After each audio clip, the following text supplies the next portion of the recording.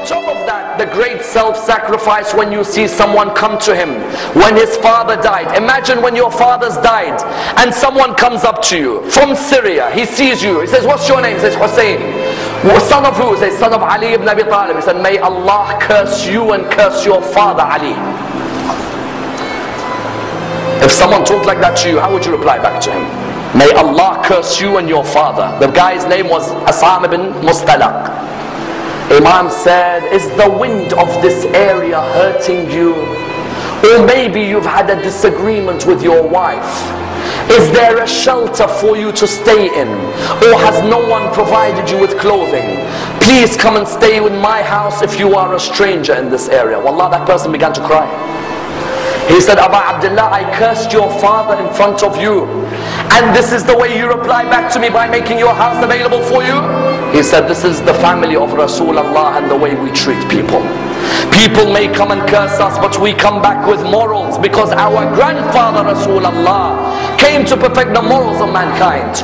And that's why I will never forget the greatest self-sacrifice before Karbala. Notice, none of these stories have anything to do with Karbala. Before Karbala and the battle of Nahrawan, the soldiers who were caught by Ali ibn Abi Talib were standing there. One of the soldiers, you all know him very well. He was fighting Ali ibn Abi Talib on that day. He had some rope around his hands. It wasn't too tight, but it was around the hands. Imam Hussain was walking past. He saw that soldier. And the soldier looked at him and said, Hussain, I beg you, please remove this rope from around my hand, because the rope is causing nervousness in me. Remove it. And I'm asking you. Imam al-Hussain went back to his father. He said, oh my father, I'd like a favor from you. He said, what is it?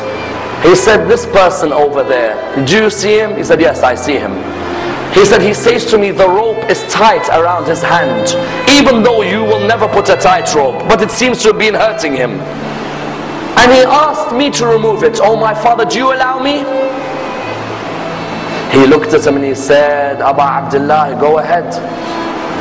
Aba Abdullah, why do you want to answer this? He said, Father, when someone asks through me, how can I reject?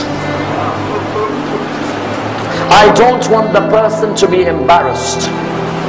When you realize who this person is, that's when you realize how magnanimous a man this man is. He went back to the person. He said, give me your hands. And he removed the ropes from the hands of Shimr bin Dhil Jawshan.